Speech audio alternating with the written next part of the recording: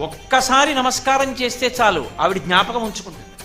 ఇక మళ్ళీ అడగక్కర్లేదు మనం నాకు ఇది కావాలని. ఆవిడే దాన్ని గుర్తు పెట్టుకుని మళ్ళీ మళ్ళీ ఇచ్చే లక్షణం ఉన్నటువంటి అమ్మవారు కనుక ఆవిడికి మరిడమ్మ తల్లి అని పేరు. ఒక ఊళ్ళో నూకాలమ్మ. నూకాలమ్మ అంటే భూమి మీద నూకలు ఉన్నాయి, ఈ ఊళ్ళో నేనున్నాను, ఈ ఊళ్ళో నేనుండి ప్రతి పూట అన్నం తిని బ్రతకగలుగుతున్నానంటే ఆవిడ అనుగ్రహం. భూమి మీద నూకలు ఉన్నాయిరా వీడికట్ట, ఇక్కడ నాకు నూకలు మిగల్చి ఆయుర్దాయం ఇస్తున్న తల్లి ఈ గ్రామానికి అధిదేవత.